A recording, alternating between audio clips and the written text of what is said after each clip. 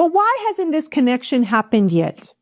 What's really stopping Africa and the Caribbean from building direct trade?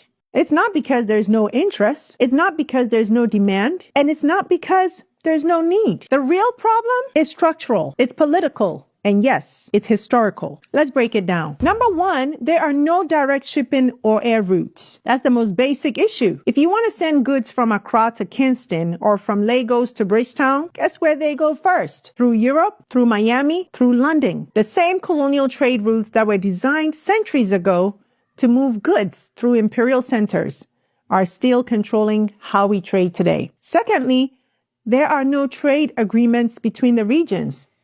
As of now, Africa or the African Union and CARICOM don't have a formal free trade agreement.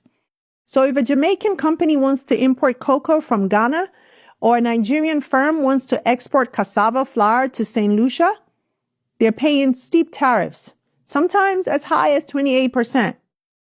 That kind of friction kills deals before they even begin. And without legal frameworks or dispute resolution mechanisms, businesses simply don't want to take the risk. Thirdly, there is no market intelligence. Businesses on both sides have no idea what the other side is producing, importing, or needing. Ask a manufacturer in Kenya about export opportunities in Grenada, and they'll probably shrug. There's no data, no networks, no trade fairs, and no business missions. And my people, that's a great business opportunity for someone.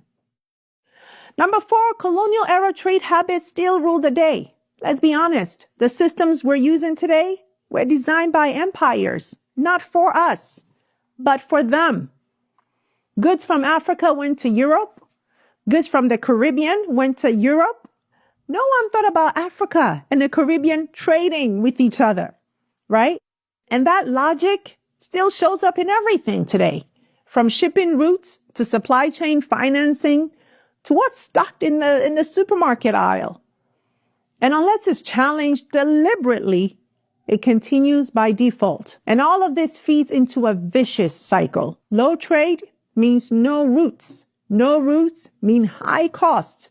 And high costs mean even lower trade. It's a cycle. So the bridge doesn't get built, not because it can't be, but because the system is rigged to make it look too expensive to try. But here's the good news. There's nothing inherently stopping these regions from trading. It's not geography. It's not culture. It's inertia. And that can be changed.